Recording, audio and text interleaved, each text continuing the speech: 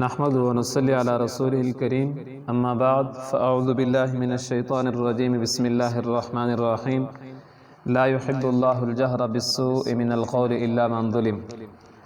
آج چھٹے پارے کا خلاصہ بیان کیا جائے گا۔ چھٹے پارے کے شروع میں اللہ رب العزت نے ظلم ختم کرنے کا قانون بیان کیا ہے۔ لا يحب اللہ الجہر بالسوء من القول الا من ظلم۔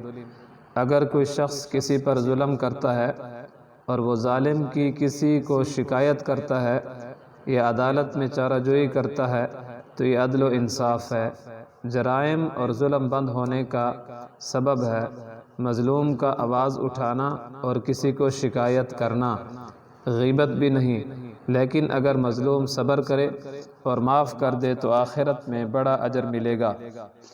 آگے اللہ تعالیٰ نے یہود کے دعوے کی تردید فرمائی، وما قتلوه وما صلبوه ولكن شبه لهم بل رفعه اللہ الیہ وکان اللہ عزیزا حکیما۔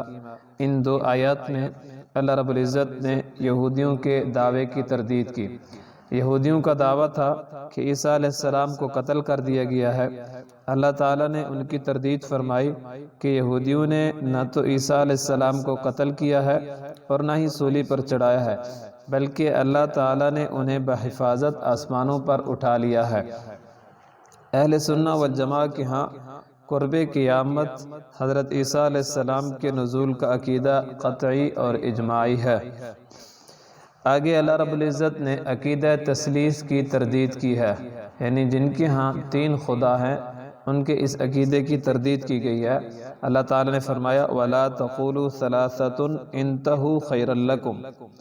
نصارہ کے تین فرقے تھے، ایک کہتا تھا کہ عیسیٰ علیہ السلام خود خدا ہیں، دوسرا فرقہ کہتا تھا کہ حضرت عیسیٰ علیہ السلام اللہ تعالیٰ کے بیٹے ہیں، تیسرا کہتا تھا کہ تین میں سے تیسرے ہیں، یعنی اللہ تعالیٰ، روح القدس اور عیسیٰ علیہ السلام، تینوں کا مجموعہ خدا ہے۔ یہاں ان کے عقیدہ تثلیث کی تردید فرمائی کہ عیسیٰ علیہ السلام حضرت مریم علیہ السلام کے بطن مبارک سے پیدا شدہ بشر اور خدا کے سچے رسول ہیں۔ آگے اللہ تعالیٰ نے کلالہ کی میراث کا حکم بیان فرمایا، یستفتونک قل اللہ یفتیکم فی الکلالہ۔ کلالہ وہ ہوتا ہے جس کی اولاد اور والدین نہ ہوں۔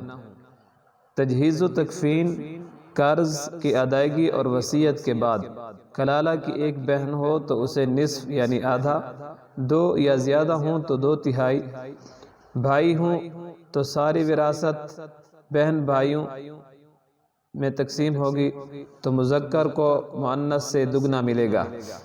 سورۃ المائدہ آگے شروع ہوتی ہے۔ مائدہ عربی میں دسترخوان کو کہتے ہیں۔ عیسیٰ علیہ السلام نے اللہ تعالیٰ سے دعا مانگی تھی کہ یا اللہ مائدہ یعنی دسترخوان آسمان سے نازل فرما، اس لیے اس سورت کا نام سورۃ المائدہ ہے۔ اس سورت میں حلال اور حرام چیزوں کا تفصیل کے ساتھ ذکر ہے۔ آگے اللہ رب العزت نے اس سورت کے اندر عہد کو پورا کرنے کا حکم دیا ہے، یا ایھا الذین آمنوا اوفوا بالعقود۔ اللہ تعالیٰ نے ایمان والوں کو حکم دیا کہ معاہدات کو ضرور پورا کرو۔ ان سے مراد وہ معاہدات ہیں جو اللہ تعالیٰ نے اپنے بندوں سے ایمان اور اطاعت کے متعلق لیے ہیں، یا مراد وہ معاہدات ہیں جو لوگ آپس میں ایک دوسرے سے کر لیا کرتے ہیں۔ آگے اللہ رب العزت نے 9 چیزوں کی حرمت کا بیان کیا۔ حرمت علیکم المیتۃ والدم ولحم الخنزیر وما اہل لغیر اللہ بہ۔ مردار، بہنے والا خون، خنزیر وہ جانور جس پر غیر اللہ کا نام لیا گیا ہو، جو جانور گلا گھونٹ کر ہلاک کیا گیا ہو، جو سخت ضرب لگنے کی وجہ سے ہلاک ہو گیا ہو، جو اوپر سے نیچے لڑکتا ہوا گر کر مر جائے، جو کسی ٹکر اور تصادم سے ہلاک ہو گیا ہو، جسے کسی درندے نے جانور نے پھاڑ دیا ہو اور وہ مر گیا ہو، تو ان کا کھانا حرام ہے، البتہ اضطرار کی حالت میں، یعنی جب جان کو خطرہ لاحق ہو، ان کا اتنی مقدار میں کھانا جس سے جان بچ جائے یہ جائز ہے۔ پہلے 4 کے علاوہ اگر کسی جانور کو زندہ حالت میں پا کر ذبح کر دیا گیا تو وہ حلال ہے۔ آگے اللہ رب العزت نے تکمیل دین کا اعلان کیا، الیوم اکملت لکم دینکم واتممت علیکم نعمتی ورضیت لکم الاسلام دینا۔ یہ قرآن کریم کی احکام کے اعتبار سے نازل ہونے والی آخری آیت ہے۔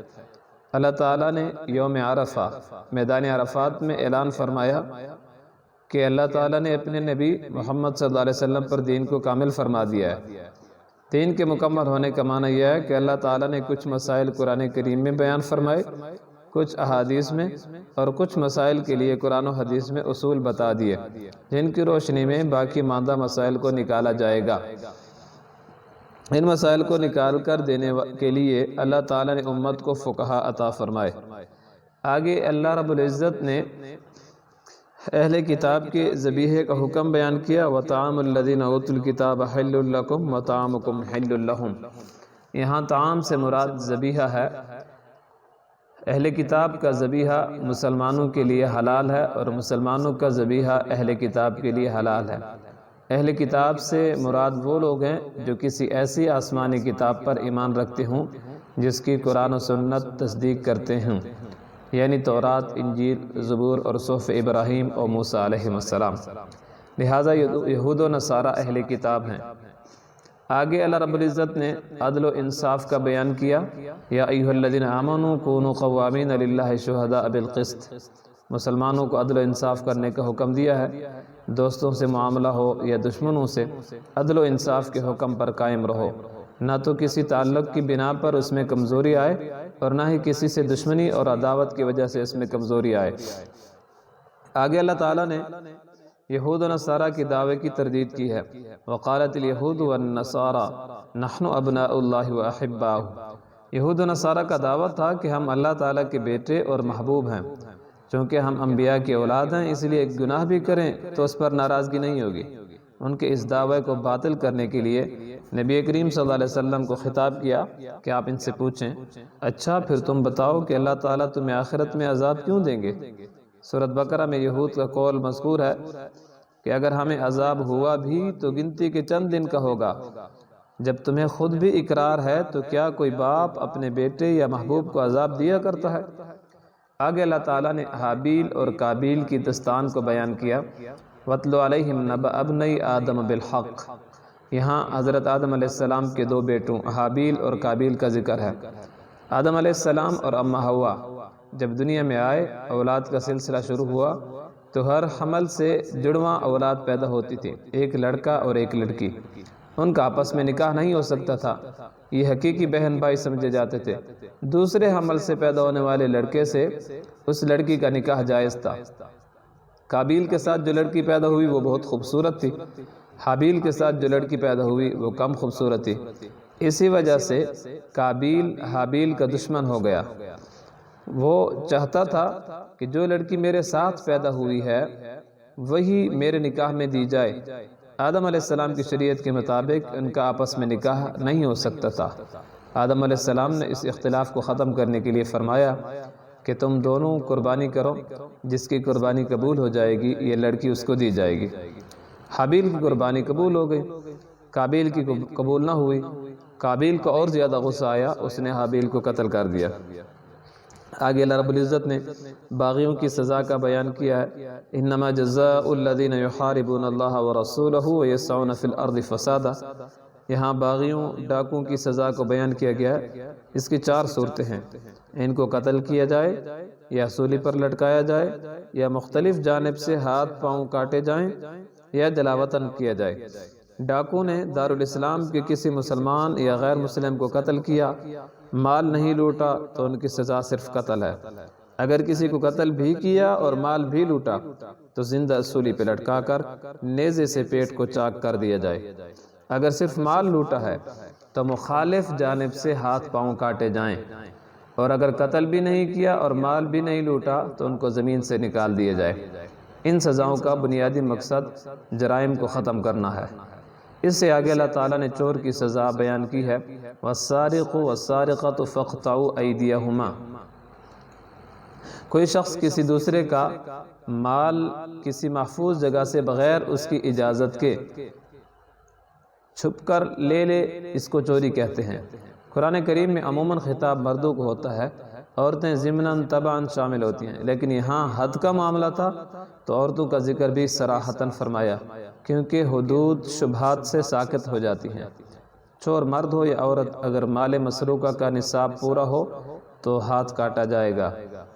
آگے پھر یہود و نصارہ اور منافقین کا ذکر ہے۔ یا ایھا الرسول لا يحزنک الذین یسارعون فی الکفر۔ یہاں مذکورہ تینوں فرقوں کی عادت کو بیان کیا کہ یہ لوگ اللہ تعالیٰ کے احکام اور ہدایات کے مقابلے میں اپنی خواہشات اور آراء کو مقدم رکھتے ہیں۔ اللہ تعالیٰ کے احکامات میں تعویلیں کر کے اپنی خواہشات کے مطابق بنانے کی فکر میں لگے رہتے ہیں۔ یہاں ان لوگوں کو دنیا اور آخرت میں رسوائی اور انجام بد کا بیان ہے۔ آگے یہود و نصارہ سے دلی دوستی کی ممانعت پھر اللہ تعالیٰ نے ذکر کی ہے۔ یا ایھا الذین آمنوا لا تتخذوا اليہود والنصارى اولیاء۔ یہود و نصارہ سے دلی دوستی رکھنے سے منع کر دیا کہ یہ تمہارے ساتھ مخلص نہیں، ان سے دوستی رکھنے میں نقصانات ہیں، اس لیے تمہارا یارانہ صرف مسلمانوں سے ہونا چاہیے۔ اور یہی دستور یہود و نصارہ کو بھی ہے کہ وہ اپنی قوم کے علاوہ کسی اور سے دلی دوستی نہیں کرتے۔ اب اگر اس قرآن حکم کے باوجود بھی کوئی مسلمان یہود و نصارہ سے دلی دوستی کرے گا تو وہ اسی قوم کا فرد کہلانے کے قابل ہے۔ اس سے آگے اللہ تعالیٰ نے مرتدین اور مخلصین کا ذکر کیا۔ یا ایھا الذین آمنوا من یرتد منکم عن دینہ فسوف یأتی اللہ بقوم یحبونہ یحبهم ویحبونہ۔ اگر مسلمانوں میں کچھ لوگ مرتد بھی ہو جائیں تو دین اسلام کو کوئی نقصان نہیں پہنچے گا، کیونکہ اللہ تعالیٰ تمہارا محتاج نہیں۔ اگر تم اللہ کے دین کو سنبھالو گے تو یہ تمہاری دنیا اور آخرت کے لیے اچھا ہوگا، اور اگر تم خدا کے مقابلے میں اپنی مرضی چلاؤ گے اور خدا کے دین کی حفاظت اور دعوت و تبلیغ کی خدمت انجام نہیں دو گے تو اللہ تعالیٰ تمہاری جگہ کسی دوسری جماعت کو لائیں گے جو اخلاق اور اعمال میں اعلیٰ ہوگی۔ پھر اللہ تعالیٰ ان نئے لوگوں سے پیار کریں گے اور وہ اللہ سے پیار کریں گے، اللہ تعالیٰ کے راستے میں جہاد کریں گے اور کسی ملامت کرنے والے کی ملامت سے بھی بالکل نہیں ڈریں گے۔ آگے اللہ تعالیٰ نے تبلیغ دین کی تاکید کی ہے۔ یا ایھا الرسول بلغ ما انزل الیک من ربک۔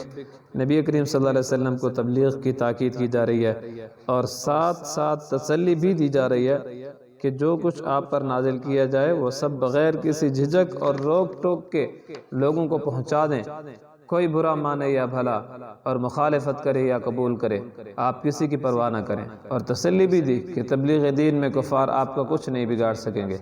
یہی وجہ ہے رسول اکرم صلی اللہ علیہ وسلم نے پوری زندگی اس فریضے کی ادائیگی میں اپنی پوری ہمت اور قوت صرف فرمائی۔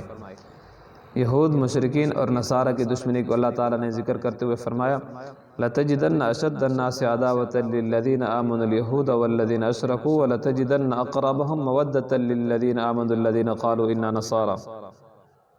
آخر میں یہ بات بھی فرمائی کہ دیکھو تمہارے دشمن یہود بھی ہیں، مشرکین بھی ہیں، نصارہ بھی ہیں، تینوں تمہارے مخالف ہیں، لیکن ان تینوں میں سے یہود و مشرکین مسلمانوں کے ساتھ نفرت، دشمنی اور کینہ زیادہ رکھتے ہیں، اور عیسائی یہودیوں کی نسبت نرم دل ہیں۔ اللہ تعالیٰ کی بات برحق ہے، جو فرمایا 100% درست ہے۔ جب یہود اور نصارہ ہمارے دشمن ہیں تو ہمیں بھی اس بات کا اہتمام کرنا چاہیے کہ ہم بھی انہیں اپنا دشمن سمجھیں، خیر خواہ نہ سمجھیں۔ اللہ تعالیٰ نے اپنے پیغمبر صلی اللہ علیہ وسلم کو قرآن کریم کی سورۃ البقرہ میں فرمایا: وَلَن تَرْضَىٰ عَنكَ الْيَهُودُ وَلَا النَّصَارَىٰ حَتَّىٰ تَتَّبِعَ مِلَّتَهُمْ کہ اے پیغمبر، یہ یہود و نصارہ آپ سے تب تک راضی نہیں ہوں گے، تب راضی ہوں گے جب آپ یہودی یا عیسائی ہو جائیں، الیاذ باللہ، اور ایسا ہونا نہیں۔ اللہ تعالیٰ ہمیں حضور اقدس صلی اللہ علیہ وسلم کا سچا امتی بنائے، شریعت کے مطابق زندگی گزارنے کی توفیق عطا فرمائے۔ وآخر دعوانا ان الحمد للہ رب العالمین۔